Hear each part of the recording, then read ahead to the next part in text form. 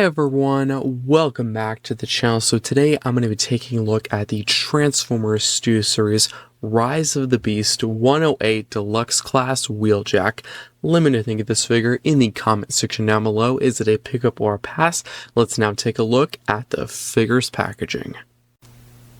So here we have the packaging. Starting at the very front, we have Transformers on the side. We have Studio Series in black text with 108 in blue text. 108 because this is the 108th figure. A part of the Studio Series line, we do have Wheeljack in white text with a white auto symbol. We have a really cool image or artwork shot of Wheeljack in his van alt mode. We do have an open window displaying the figure and the packaging with the Transformers Rise of the Beast logo at that top corner there, with another one at the top of the box as well. If we do take a look at the side of the packaging, we do have a close-up of Wheeljack's head and chest in his robot mode with 108 again at the top of the box, and Studio Series going down the side of the box as well, and Deluxe Class written in several different languages.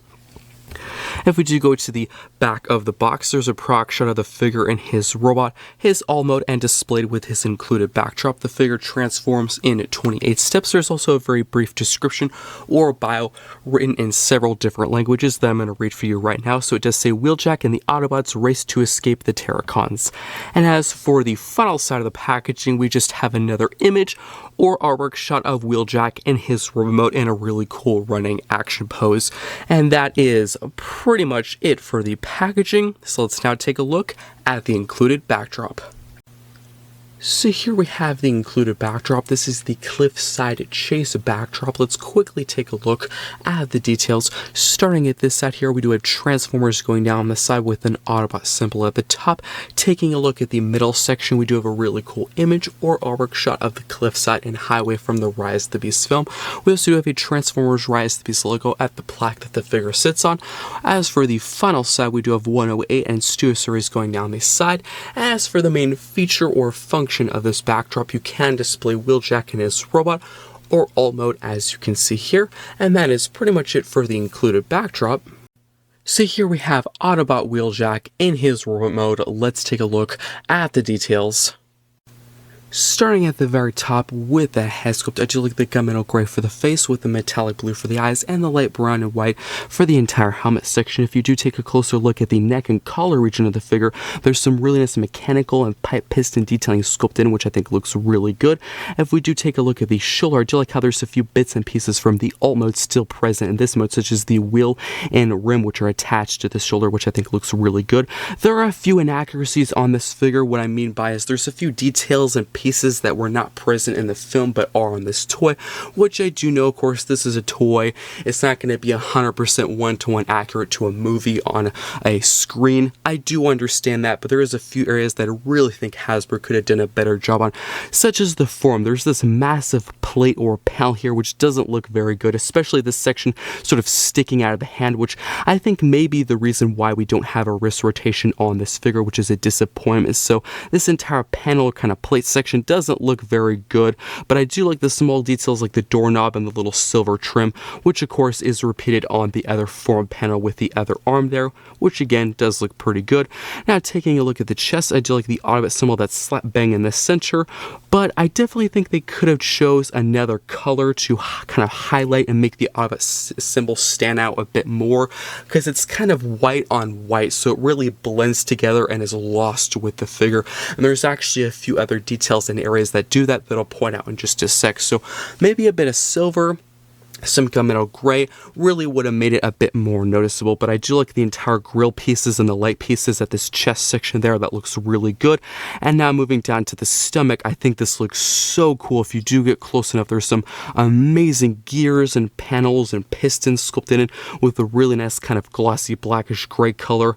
I think that looks absolutely amazing. And I do like these really cool kind of beams or kind of panel sections sort of holding up and connecting to the chest. I think that looks really cool.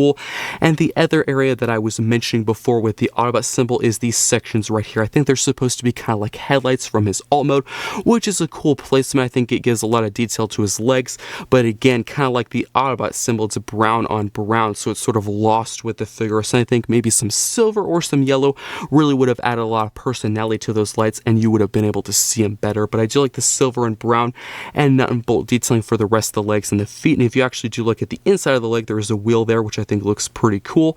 And taking a look at that side profile, overall not looking too bad.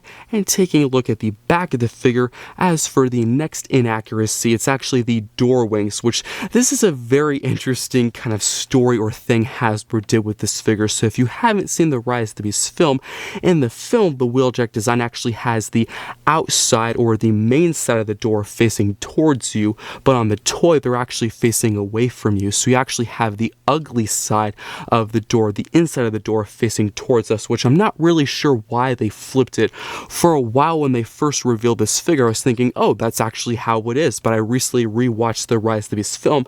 I was like, that's weird. Why did they do that? I'm not really sure. I'm not sure why they did it, but I can guarantee probably some third-party upgrade kit will take these doors off and add the correct doors in the correct orientation, which will look a lot better, and I'm very tempted to buy that if someone does that, so hopefully someone does.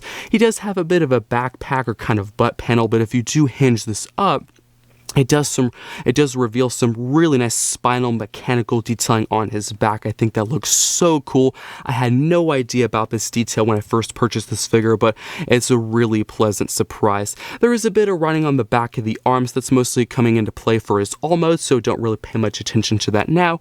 And I think the back of the legs are overall pretty well filled in. As for articulation, I'm actually going to start with the door wings so they can hinge forward and back and up and down. I would highly advise to have these pushed far as back as possible because you do not want them getting caught on the arms and popping off. Unfortunately, on my copy, the tolerances with the door wings aren't the best. They don't pop off all the time, but they can kind of get caught on the arms, which is not good. So just make sure they're as far away from the arms as possible whenever you want to pose the figure. But as for the other areas of the articulation, the head can look up and down. It can tilt side to side, look left and right. The shoulders are really tight on my copy, so make sure you have a really good grip on the figure, but they can't hinge up that far, mostly due to transformation, and of course they can hinge back down. The arm can also move forward and back. There is a bicep rotation, also an elbow bend to a very good degree, and as I mentioned before, due to that panel, he does not have a wrist rotation, which I think if they had removed that because it is inaccurate, it would have looked a lot better and it would have added another joint or area of articulation. As for the waist, I would advise to kind of move the arms out of the way to allow some clearance, the door wings as well, but of course there is a waist rotation all the way around, which you may be surprised because you did see that back panel, you think, oh, that would get in the way, but it actually is completely unhindered. That panel does not get involved in any way. The legs can also kick forward and back and out to the sides. There's actually quite a few joints and hinges in the leg. This is mostly due to transformation, but I'll show them anyway. So there is a bit of rotation at the top of the leg. There's also some rotation at the top of the thigh, and there is some more rotation at the top of the knee. That is a transformation step, so that's why that's there in case you were interested. And the foot, of course, can pivot in. It can also pivot forward and back again due to transformation. Now let me just quickly straighten up the figure because it can get a bit messy whenever you're showing the articulation. Let me just straighten up everything, get the door wings back how they should be, and then we can cover his one accessory, which is actually another one of those inaccuracies that I think a third-party upgrade kit should fix. But his one weapon is this rifle, which I think is okay. It's a nice smoky gray plastic, but actually in the film he had some really cool kind of forearm cannons that transformed out of his arm, really reminded me of Transformers Prime. And there were these huge kind of like blue bolts kind of pulsing inside the barrel. I thought that was a really cool touch and design. So I do hope some third-party upgrade kit can include those because I think that would look really cool on the figure. But this can just store inside the hand like so. And that is pretty much it for accessories. Starting off our comparisons, here we have the Rise of the Beast Wheeljack compared alongside the Earthrise Wheeljack, and let me know in the comments of all the Wheeljack designs, whether they be cartoon or live action, which one is your favorite. Here we have Wheeljack compared alongside another member of the Autobot team, that being Mirage. And now for one final comparison, here we have Wheeljack alongside the leader of the Autobots himself, Optimus Prime. So now for transformation, what you're going to want to do is grab the entire arm, hinge it all the way up like so. You can repeat the exact same step and process on the other side. You can then grab the shoulder and the shoulder joint and hinge this entire section up until the shoulder is on the same level as the head. You can repeat the same step and process with the other shoulder as well. And how it should look is the head is in between the two shoulders. And if you're wondering if you have to do anything particular with the arms right now, you really don't. Just make sure they're up and out of the way so you can do the other steps of the transformation. Speaking of other steps, you can grab the door wings, just fold these in. They don't tab into place right now, just kind of rest them against the side of the figure or the side of the chest. You can then go to this entire backpack section right here, just carefully fold this panel out. You might be wondering why I'm saying carefully, because on my copy this panel is very loose and has a tendency to pop off. If yours does as well, just be a bit careful and it shouldn't pop off. Now for the next step, you're going to untab the entire chest from the stomach region of the figure. Just disconnect it like so. It's a very secure connection, and if things move or get messy, just kind of put them back how they used to be. You can then hinge this entire section back. You can then rotate at the stomach, not at the waist. How you know you did it correctly is just this entire mechanical section should be facing up, not down. If it's facing down, that means you did it incorrectly. Then what you're going to want to do is fold in the heel spur, fold in the heel spur, and then you can tuck the foot inside the leg like so. Same with the other one, tuck the foot inside the leg. You can then rotate at the knee all the way around, rotate at the knee all the way around like so. And now moving back to the front section of the alt mode. Unfortunately, because this transformation or conversion is quite weird, you're pretty much going to undo everything you just did with this section. So you are going to fold the entire roof back, grab the door wings, fold these out of the way as well. And then as for the arms and shoulders, this is probably the most challenging kind of fiddly part of the transformation. So right now the entire shoulder is above the chest. You're actually going to grab this entire section and hinge it below the chest and tuck it in this entire empty cavity right there. So you're going to grab that shoulder joint, hinge it down like so. You can also bend at the elbow and then rotate at the shoulder until you see this little gap right there, so you can then tuck this entire section below the chest like so. And if you didn't understand that step, or if I went a bit too fast, I'm going to repeat the same step with this arm as well. So hinge this entire section down, bend at the elbow, rotate at the shoulder until you see the small little kind of gap or crevice, and then you can fold this entire section down and into place like so. You can then collapse the door wings back to how they were before. Just make sure you have enough clearance to kind of clear the arms. Sometimes they can get caught on the arms. Fold those back into place. You can then bring the entire roof of the van or bus back down, and that will just tap into place. And then what you're going to want to do is rotate using that bicep joint and pretty much put the arm on its side. You can then fold this entire panel out and do the same thing on the other side. So rotate using that bicep, bring the panel out like so, and then you can rotate the arm back up, so these panels will pretty much form a section of the roof of the alt mode. And do the same thing on the other side. I would advise not to tab this together right now. You can see there are several tab and slot connections. I'd advise not to, because most likely they will untab because we haven't even transformed the legs yet. But let's actually get into it right now. So you're going to grab these panels, untab them. As you can see, there is a post right there. There is a large port right there, and that's how that was tabbed into place. You can grab this entire side section of the leg, fold that up like so. Same with the other side, fold that up like so. And there is a post right there. You're going to use the small little port, not the large one, and that will just tab into place like so. Just align that up and tab it in. And there we have one side of the van pretty much done. And then you can flip to the other side and repeat the same step.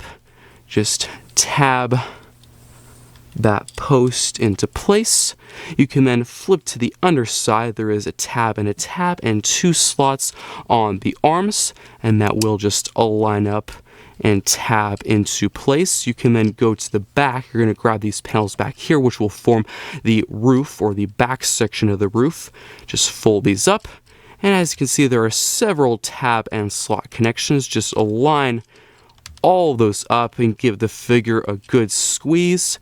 And that is pretty much it for transformation.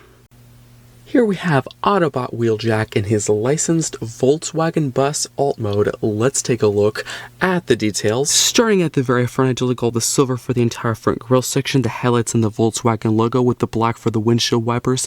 I do like the tinted smoky gray plastic for the windscreen and the windows on the side with the funny detail. You can actually see the head sculpt from the remote mode peeking through.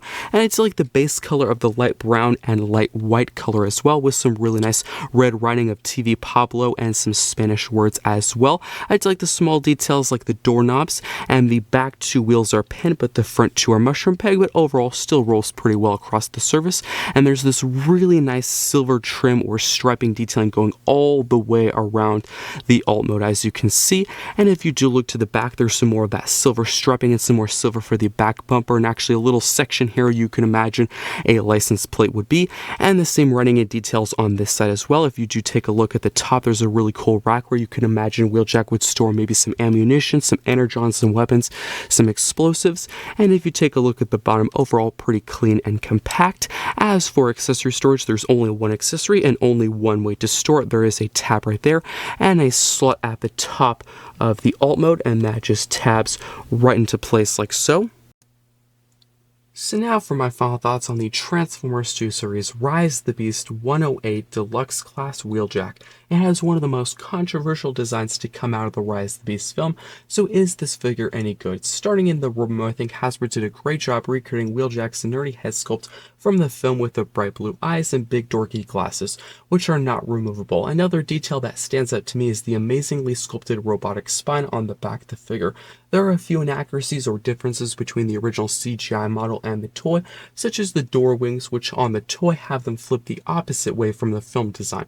Another change is the arms of the figure have massive panels that cover much of the form and hand, which were not present on the film, so I think Hasbro could have done a better job managing the kibble. As for his accessory, the figure includes one blaster rifle made of a smoky gray plastic, but this weapon was never seen or used in the film, so I think it would have been better if the figure included his more screen-accurate forearm cannons, which I hope a future third-party upgrade kit will include. Articulation, as you would expect for a deluxe class figure, is very posable, but the shoulders could be looser and have a better range of motion. Transformation is surprisingly complex for a figure of this scale, but I worry about the longevity of the figure because several steps of the conversion push the figure, so I am concerned about stress marks and breakages. Wheeljack's alt mode is a licensed Volkswagen TV repair bus that has a vintage look to it with lots of old signs and emblems, and the blaster rifle can be stored on top or side of the alt mode. What do you think of this figure? Let me know in the comments. I hope you enjoyed this review, and I will see you next time.